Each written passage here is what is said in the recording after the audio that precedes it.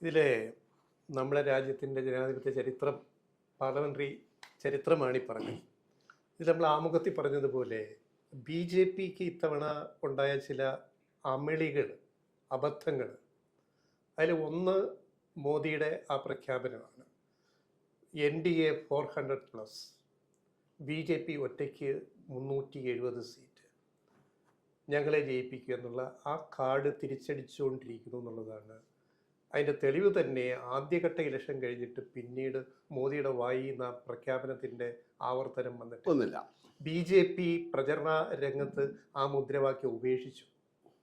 അതായത് 400-ലധികം സീറ്റ് BJPക്ക് സ്വന്തമായി 370, ഈ പ്രചരണം BJP രണ്ടാം ഘട്ടം ബന്ധപ്പെടുത്തി ഉപേക്ഷിച്ച് കഴിഞ്ഞു. അതിൻ്റെ കാരണം ജനങ്ങളിലുണ്ടായ ഭയം, പ്രത്യേകിച്ച് ന്യൂനപക്ഷങ്ങളും, അതായത് ഈ പൗരത്വ ഭേദഗതി ഉൾപ്പെടെ, ഇവർ ഈ 400 സീറ്റ് നേടി വന്നു കഴിഞ്ഞാൽ ഭരണം മുഴുവൻ പൊളിച്ചടുക്കും എന്നുള്ളൊരു ഭീതി ജനങ്ങളിലുണ്ടായി എന്നുള്ളതാണ്. അത് BJP കാണാതെ പോയ അവർക്ക് പറ്റിയ വലിയൊരു അബദ്ധമാണിത്.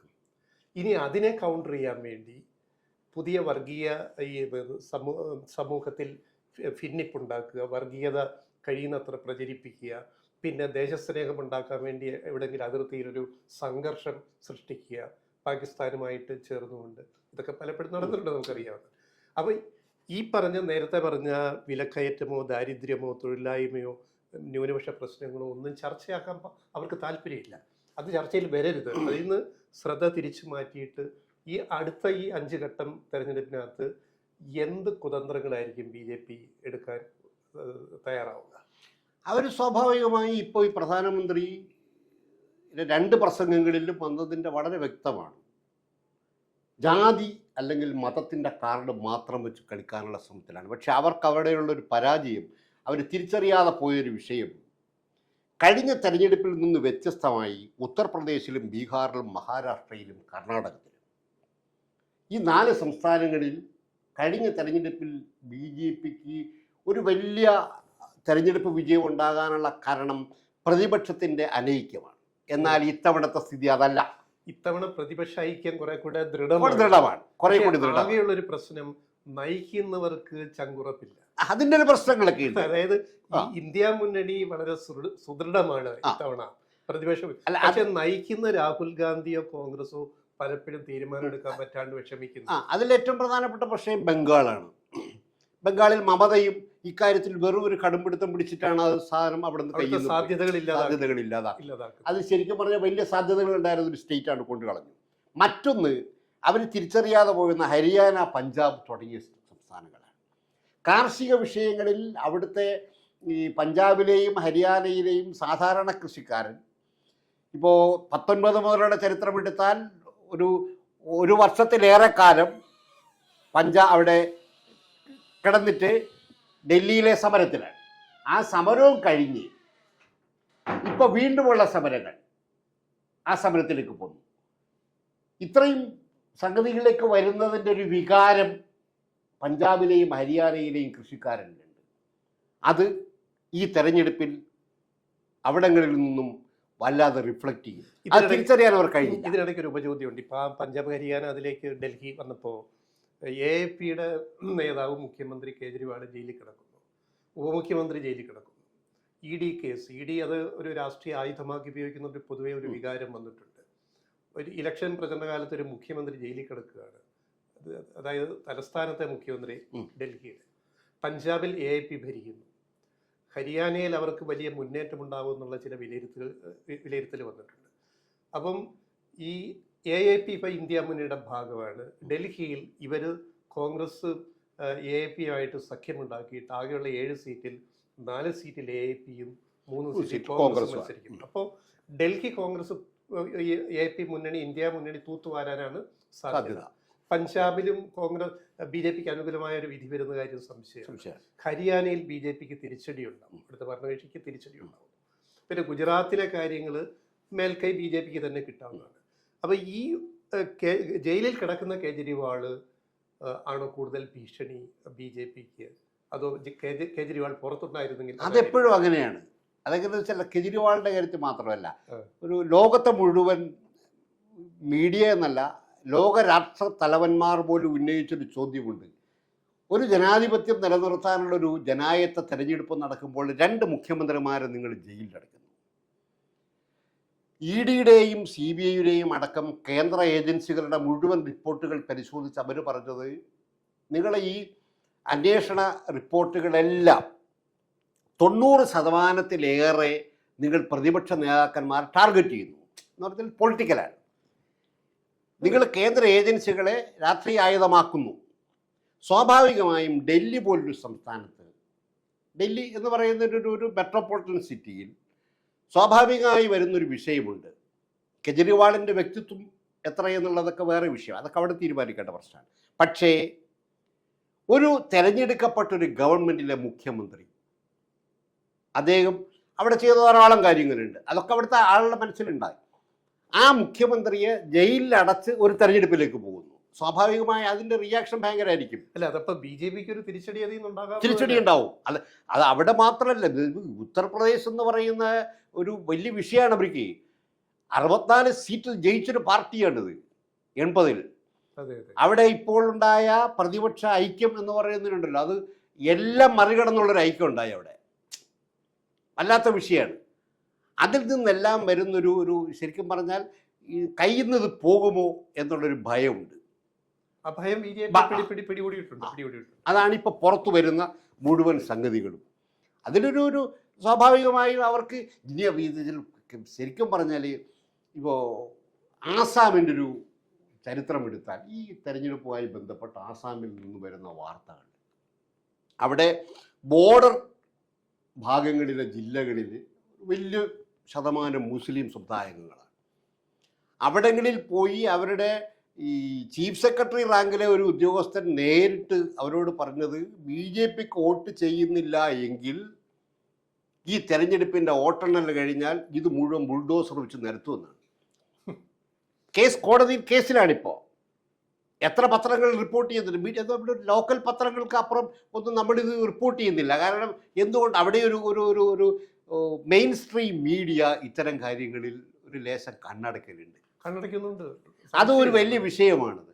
ലോകത്തെ മറ്റ് രാജ്യങ്ങളിലെ പത്രങ്ങൾ, ദിനപത്രങ്ങൾ, വാർത്താമാധ്യമങ്ങൾ ഇന്ത്യയെ കാണുന്ന ഒരു ഉത്കണ്ഠയുണ്ട് ഇന്ത്യയോട്. അപ്പോൾ ഈ മുൻ തെരഞ്ഞെടുപ്പുകളിലും രാഷ്ട്രീയ സംഭവവികാസങ്ങളിലും കുറെ കൂടെ നിഷ്പക്ഷമായ നിലപാട് പുലർത്തിയിരുന്ന ചില ദേശീയ മാധ്യമങ്ങൾ പോലും ഇപ്പോൾ കുറെ കൂടെ മൗനം പാലിക്കുന്നു. അതിനൊരു പ്രധാന കാരണം എന്തെന്ന് വെച്ചാൽ, രാജ്യത്തെ മുഖ്യധാര മാധ്യമങ്ങളെല്ലാം കുറച്ചാളുകളുടെ കയ്യിലായി. ഇപ്പം അദാനിയുടെ കയ്യിലായി NDTV. അത് മിക്കവാറുമുള്ള മേജർ പോർഷൻ മുഴുവൻ മേജർ പത്രങ്ങൾ അല്ലെങ്കിൽ ടെലിവിഷനുകൾ, ചാനലുകൾ ഒക്കെ ഒരു കുറച്ച് ആളുകളുടെ കയ്യിലെ. അതിനിപ്പോൾ അതിൽ നിന്നൊരു മോചനം ഉണ്ടാകുന്ന പ്രശ്നം ഉദിക്കുന്നില്ല. അതിങ്ങനെ തന്നെ അങ്ങ് പോവും. പക്ഷെ അതിനെയെല്ലാം മറികടക്കാനും ഇന്ത്യയിലെ സാധാരണ മനുഷ്യനിലേക്ക് ഇത്തരം കാര്യങ്ങൾ ചർച്ചയ്ക്ക് വിധേയമാക്കാനും എത്തിച്ചേരുന്നത് നമ്മൾ പരിശോധിച്ചാൽ ഏറ്റവും വലിയ മീഡിയയായി ഈ സമൂഹ മാധ്യമങ്ങൾ മാറി. സോഷ്യൽ മീഡിയയാണ് ഇപ്പോൾ കാര്യങ്ങൾ സത്യസന്ധമായിട്ട് അവതരിപ്പിക്കുന്നത്. സമൂഹ മാധ്യമങ്ങളാണ് ശരിക്കും പറഞ്ഞാൽ രാജ്യത്തിൻ്റെ ഏറ്റവും പ്രധാനപ്പെട്ട വിഷയങ്ങൾ ജനങ്ങളിലേക്ക് എത്തിക്കുന്നതിൽ ഏറ്റവും വലിയ റോള് വഹിക്കുന്നത്. മുഖ്യധാര മാധ്യമങ്ങളല്ല. അതെല്ലാവരും അംഗീകരിക്കുന്നു. ലോകത്തെ തന്നെ സർവേ ആളും അംഗീകരിക്കുന്നൊരു വിഷയമാണത്.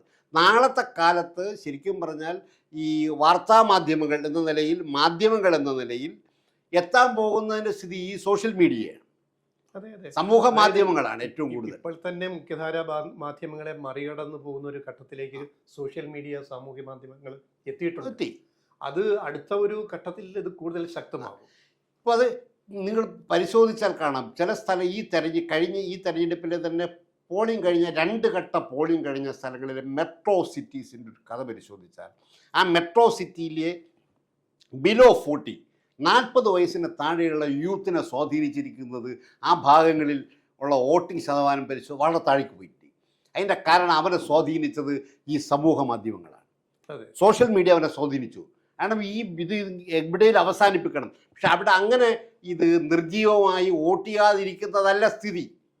രാജ്യത്ത് ശരിക്കും പറഞ്ഞാൽ ആ യൂത്ത്, ഈ 40-ന് താഴെയുള്ള യൂത്ത് വാശിക്ക് വോട്ട് ചെയ്യണമായിരുന്നു. ഈ ജനാധിപത്യം ഇനി നിലനിൽക്കണം. അത് ചെറുപ്പക്കാർ കുറച്ചുപേര് വോട്ടിംഗ് ചെയ്ത് മാറി നിൽക്കുന്നു. ആ ഒരു അപകടമാണ്. അതൊരു അപകടകരമായ ഒരവസ്ഥയാണുള്ളത്. ഈ കേരളത്തിലെ അവസ്ഥയും പരിശോധിച്ചാൽ കേരളത്തിൽ പോലും നമ്മൾ നേരത്തെ ഒരു വീഡിയോ സ്റ്റോറി ഇതേപ്പറ്റി ചെയ്തായിരുന്നു ഇലക്ഷൻ സമയത്ത്, ഇലക്ഷൻ കഴിഞ്ഞിട്ട് ഈ കേരളത്തിൽ പോലും ചെറുപ്പക്കാർ പുതിയ വോട്ടർമാർ ഏതാണ്ട് 10 ലക്ഷത്തോളം പുതിയ വോട്ടർമാർ എൻറോൾ ചെയ്തിട്ടുണ്ട്. പക്ഷെ അതിൽ നല്ലൊരു പങ്ക് വോട്ട് ചെയ്തിട്ടില്ല. കേരളത്തിലും ചെയ്തിട്ടില്ല. അത് വളരെ അതൊരു അപകടകരമായ ഒരു അവസ്ഥയിലേക്ക് അത് പോവും. എന്ന് പറഞ്ഞാൽ കഴിഞ്ഞ എൻ്റെ മുന്നിലുള്ള തലമുറ ഇതിനു വേണ്ടി നടത്തിയ കുറേ പോരാട്ടമുണ്ട്. അതൊക്കെ കണ്ടില്ല എന്ന് നമ്മൾ നടിച്ചിട്ടൊരു കാര്യമില്ല. ഇതിനകത്ത് ഒരു വസ്തുത എന്ന് പറയുന്നത്, നമ്മളിത് ഉപസംഹരിക്കുകയാണെങ്കിൽ, ഈ ജനാധിപത്യ പ്രക്രിയ ശക്തമായിട്ട് മുന്നോട്ട് പോകണമെങ്കിൽ പുതിയ ചെറുപ്പക്കാർ, പുതിയ വോട്ടർമാർ ജനാധിപത്യ പ്രക്രിയയിൽ പങ്കെടുക്കണം. വോട്ട് ചെയ്യുന്നത് ഉൾപ്പെടെ അതിൽ പങ്കെടുക്കണം. ഇത് ഡെമോക്രസി എന്ന് പറയുന്നത് ഒരു വാളല്ല. ഡെമോക്രസിയെക്കുറിച്ചുള്ള ലോകസങ്കല്പം തന്നെ എന്താണെന്ന് വെച്ചാൽ അഭിപ്രായങ്ങൾ, രണ്ട് ഭാഗത്തു നിന്നും അഭിപ്രായങ്ങൾ പറയാനും അത് കേൾക്കാനും ഒക്കെയുള്ള വേദിയാണ്. അതാണ് പാർലമെൻറ്റ് ഉദ്ദേശിക്കുന്നത് അതുകൊണ്ടാണ്. പക്ഷേ ഇപ്പം നമ്മുടെ സ്ഥിതി എന്ന് പറഞ്ഞാൽ ഇത് ഒറ്റ രാജ്യം, ഒരു തെരഞ്ഞെടുപ്പ്, ഒരു മതം, ഒരു പാർട്ടി, ഒരാൾ എന്ന് പറയുന്നതിലേക്ക് സങ്കുചിതമായി നമ്മൾ ചുരുങ്ങുന്ന അവസ്ഥയിലേക്ക് പോകുന്നു. അത് ചെന്നെത്തുന്നത് ശരിക്കും പറഞ്ഞാൽ ഇന്ത്യ പോലെ ഒരു രാജ്യം, അതായത് ഏകദേശം 5000-6000 വർഷക്കാലത്തെ സാംസ്കാരികമായ പൈതൃകമുള്ള ഒരു രാജ്യം ചുരുങ്ങി നമ്മളൊരു മതത്തിനകത്ത് ഇങ്ങനെ ചുരുങ്ങി പോകുന്നു. അതിന് പെരുന്ന അപകടമെന്ന് പറയുന്ന ഇന്ത്യയുടെ ഏറ്റവും വലിയ വെച്ചാൽ ഇവിടുത്തെ ഒരു ഇന്ത്യൻ ക്ലാസിക്കുകൾ എന്ന് പറയുന്ന പുരാണങ്ങൾ, ഇതിഹാസങ്ങൾ, വേദങ്ങൾ, ഉപനിഷത്തുകൾ, ഇവയെല്ലാം ലോകത്തിന് സംഭാവന ചെയ്ത ധാരാളം വിജ്ഞാനത്തിൻ്റെ ഉറവകളുണ്ട്. അതെല്ലാം അടക്കുകയാണ്, നമ്മൾ അറിഞ്ഞുകൊണ്ട് അടക്കുകയാണ് ചെയ്യുന്നത്. അത് തുറന്നു വെക്കാനും ഇത് ലോകത്തിൻ്റെ മുന്നിൽ ഇന്ത്യ എന്ന് പറയുന്ന രാജ്യം ലോകത്തിൻ്റെ തന്നെ മുന്നിൽ ഏറ്റവും വലിയ രാജ്യമായി കാണാൻ യൂത്ത് ഇതിൽ കൈവക്കണം. അപ്പോൾ അവിടെയാണ് ഈ നമ്മളിപ്പോൾ ചെറുപ്പക്കാരൊക്കെ സാമൂഹ്യ മാധ്യമങ്ങളിൽ വളരെ സജീവമാണ്, അവരവരുടെ അഭിപ്രായങ്ങൾ അവിടെ പറയുന്നു. പക്ഷെ അത് മാത്രം പോരാ, അവർ ഇത്തരം പ്രക്രിയകളിൽ കൂടി ഇലക്ഷൻ ഉൾപ്പെടെ ഇതിൽ പങ്കെടുത്തില്ല. തെരഞ്ഞെടുപ്പ് പ്രക്രിയയിൽ ഇടപെടണം, തെരഞ്ഞെടുപ്പ് രാഷ്ട്രീയത്തിൽ ഇടപെടണം, അഭിപ്രായങ്ങൾ പറയണം, പിന്നെ പ്രതികരിക്കുക. ഇപ്പോൾ ഉദാഹരണം പറഞ്ഞല്ലേ, അമേരിക്ക പോലൊരു രാജ്യത്ത് പോലും ഈ പാലസ്തീൻ സമരത്തിന്റെ വലിയ യുദ്ധത്തിലാണ് അവിടുത്തെ. അത് മുഴുവൻ യൂത്താണ്. യൂത്ത് എന്ന് പറഞ്ഞാൽ ബിലോ 30, 30 വയസ്സിന് താഴെയുള്ള ആണും പെണ്ണുമായ ലക്ഷക്കണക്കിന് മനുഷ്യർ അവിടെ തെരുവിലാണ്. ഇനി ഞങ്ങൾക്കൊരു യുദ്ധം വേണ്ട എന്ന് പറയുന്ന എന്ന് പറഞ്ഞ പോലെ ഈ ഇലക്ഷൻ 2024 നിർണായകമാണ്. ഇവിടെ ജനാധിപത്യം ഇനി മുന്നോട്ട് പോകുമോ? ഇവിടെ മറ്റൊരു ഹിന്ദുത്വ രാജ്യം, മതാധിപത്യത്തിലേക്കുള്ള രാജ്യമാണോ വരുന്നത്? വലിയ വിഷയമാണത്. അത് തീരുമാനിക്കുന്ന ഇലക്ഷനാണിത്. അതിൽ ഈ ചെറുപ്പക്കാരും ഈ മറ്റുള്ള ബഹുജനങ്ങളും ഒക്കെ മാറി നിന്ന് കഴിഞ്ഞാൽ അവർ മുഴുവൻ ശരിക്കും പറഞ്ഞാൽ നേരിട്ട് പ്രതികരിക്കണം. അല്ലാതെ ഇത് വേറെ വർത്തമാനമൊന്നും പറയുന്ന കാര്യമില്ല. ഇല്ലെങ്കിൽ നാളത്തെ നമ്മളെ ഭാവി അപകടത്തിലാണ്. തീർച്ചയായിട്ടും നമ്മൾ അപകടത്തിലാണ്. ഈ രാജ്യം എന്ന് പറയുന്നത്, ഈ രാജ്യത്തിനെ കുറിച്ച് പിന്നെ നാളെ ലോകം പറയാൻ പോകുന്ന വർത്തമാനം എന്തായാലും പുച്ഛമായിരിക്കും. നമ്മളെക്കുറിച്ച് പരമപുച്ഛമായിരിക്കും ലോകത്തെ മറ്റു മനുഷ്യർ. അതുണ്ടാകാതിരിക്കണമെങ്കിൽ ഈ പുതിയ യൂത്ത് ഇത് പ്രതികരിക്കാൻ, ഇന്ത്യയായി നിലനിൽക്കാൻ, ഭാരതം എന്ന് പറയുന്ന ഒരു വലിയ മഹത്തായ രാജ്യത്തിൻ്റെ എല്ലാ പൈതൃകങ്ങളും സൂക്ഷിക്കാൻ കഴിയുന്നതായി മാറാൻ ഈ യൂത്തിന് കഴിയണം. ഇതിൽ ഒരു കാര്യം കൂടെ പറയാം നമുക്ക്. ഇതിൻ്റെ അകത്ത് ഇങ്ങനെ ഇനി 5 ഘട്ടം ഇലക്ഷനുണ്ട്. ഈ 5 ഘട്ടങ്ങളിൽ ക്രിയാത്മകമായിട്ട് ഇടപെടേണ്ട സമയമാണ് ചെറുപ്പക്കാരും ഈ രാജ്യത്തെ ജനങ്ങളും. ഈ 7 ഘട്ടമായിട്ട് ഇലക്ഷൻ നീട്ടി കൊണ്ടുവച്ചത് പിന്നെ ആജ്ഞാനുവർത്തി ഇലക്ഷൻ കമ്മീഷനും കോടതി. ഇവിടെ വന്നിരിക്കുന്ന ഈ ഉർവശി ശാവ ഉപകാരമായി എന്ന് പറയുന്നത് പോലെ ഈ ഇലക്ഷൻ 7 ഘട്ടമായിട്ട് 1.25 മാസക്കാലത്തേക്ക് മുറിച്ച് വെച്ചത് തന്നെ BJPക്ക് ഒരു തിരിച്ചടിയുടെ ഘട്ടമാണ്. അവിടെയാണ് രണ്ടാമത്തെ അബദ്ധം BJPക്ക് പറ്റിയത്. അതിലുണ്ടല്ലോ ഇനി വരുന്ന ഈ 5 ഘട്ടങ്ങളിലെ തെരഞ്ഞെടുപ്പിൽ ഈ കേരളത്തിലെ അടക്കം യൂത്തിൻ്റെ ഒരു വലിയ റോളുണ്ട്. സോഷ്യൽ മീഡിയ പരമാവധി ഉപയോഗപ്പെടുത്തി ഇനി നടക്കാൻ പോകുന്ന തെരഞ്ഞെടുപ്പിലെ അവിടുത്തെ ജനങ്ങളെ ഇതിനകത്തേക്ക് കൊണ്ടുവരാനും, ഇത് പാടില്ല, ഇന്ത്യ നിലനിൽക്കണം എന്ന് പറയുന്ന അവസാന വാക്കിലേക്ക് എത്തിക്കാനും കഴിയുന്നൊരു വലിയ റോൾ സോഷ്യൽ മീഡിയയ്ക്ക് വഹിക്കാൻ പറ്റും. സമൂഹ മാധ്യമങ്ങൾ അതിന് ഉപയോഗപ്പെടുത്താൻ കഴിയുന്നത് യൂത്ത്. ആ യൂത്ത് അത് ചെയ്യുക എന്നുള്ളതാണ് ഇനി വരുന്ന ദിവസങ്ങളിലെ ഏറ്റവും പ്രധാനപ്പെട്ട വിഷയം.